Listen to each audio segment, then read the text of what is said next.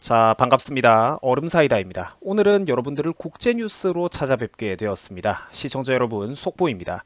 최근 미국과 외교적 갈등을 겪고 있던 이란이 결국 이라크의 미군 기지를 향해 수십 발의 미사일을 발사했다고 합니다.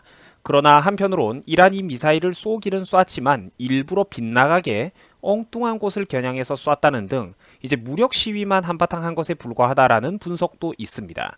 실제로 피해 규모에 대해서는 양국의 입장이 전혀 다른 상황이거든요.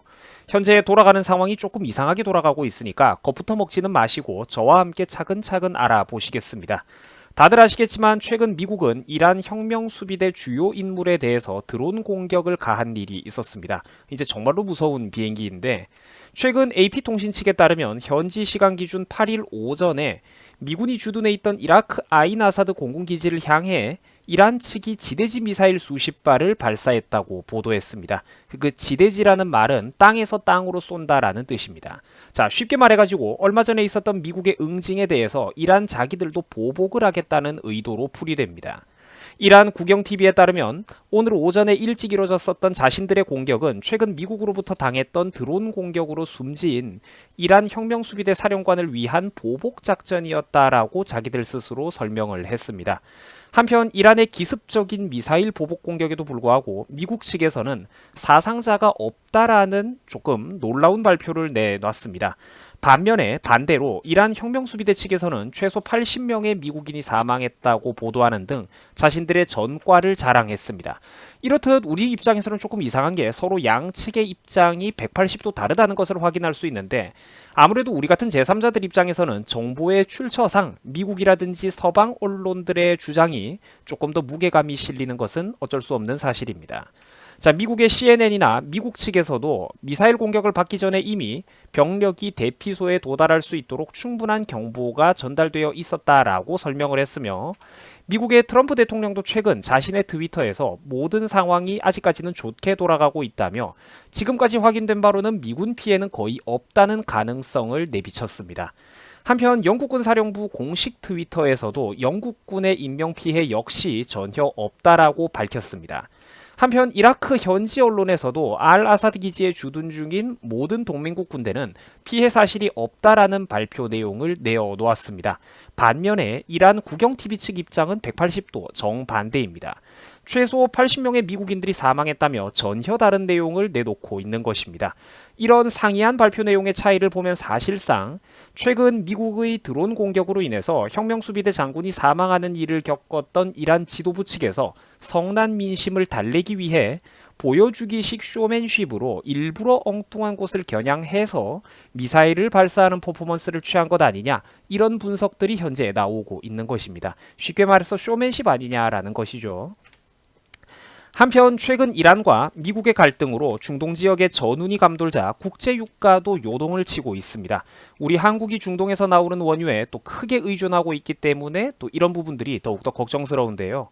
정부 석유공사 측 발표에 의하면 현재 국내에 수입되고 있는 원유의 70%는 중동에서 생산되는 원유라고 합니다.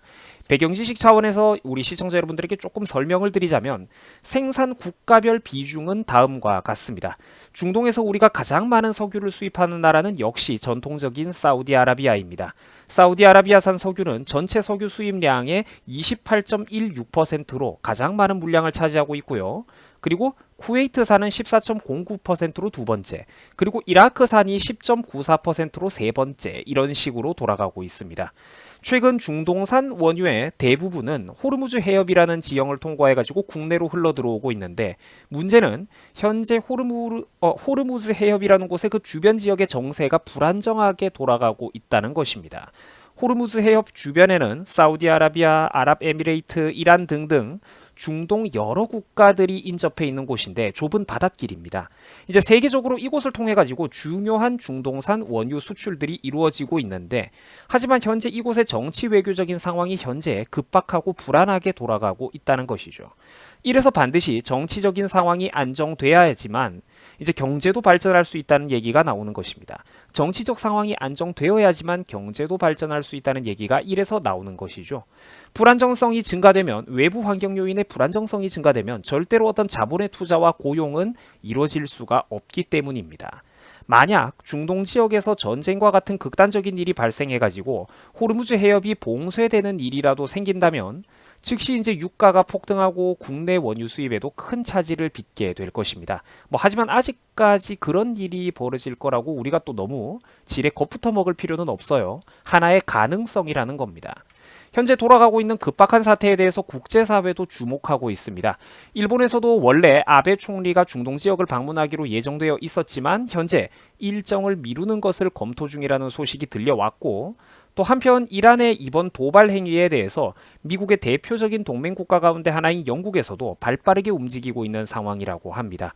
영국은 이라크 주변에 즉시 자신들의 병력 배치를 늘렸다는 소식이고요. 또 영국 언론 가디언에 따르면 군함과 헬리콥터, 군인들, 이제 그런 전투 병력들뿐만 아니라 치누크 헬기를 비롯해가지고 각종 지원 병력들도 이라크에서 대기 중이다라는 이제 소식을 보도했습니다. 현재로서는 상황들이 지금 발빠르게 급변하고 있기 때문에 언제 무슨 일이 벌어질지 정확히 알기는 어려운 상황입니다. 한편 해외 원유 수입에 크게 의존하고 있는 우리나라는 이번 사태에 대해서 또 촉각을 곤두세울 수밖에 없는 그런 입장입니다. 이제 자원 없는 나라의 서러움이죠. 정부는 만일의 상황에 대비해 가지고 석유 비축 기지들을 긴급적으로 이제 전국적으로 점검하고 있으며, 또 만약에 상황이 나빠진다면 유사시 비축유를 개방할 수 있도록 준비 중이라는 소식입니다.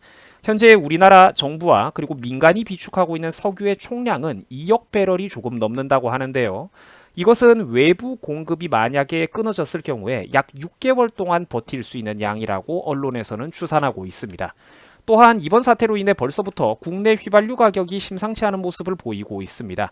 사실 지금 대한민국 안에 들어와 있는 기름들은 예전에 수입을 해놨던 것이기 때문에 지금 일시적으로 국제 유가가 좀 불안정한 모습을 보인다고 해서 국내 비축 물량의 가격까지 즉각적으로 변한다는 것은 솔직히 조금 부당한 측면이 있습니다. 정부가 부디 생각이 있다면 이런 부분에 대해서 좀 꼼꼼하게 또 기업들을 관리 감독해 줬으면 좋겠네요. 자, 앞으로 추가되는 소식이 있으면 우리 시청자 여러분들에게 계속해서 빠르게 전달해 드리겠습니다. 여러분들 수고하셨습니다.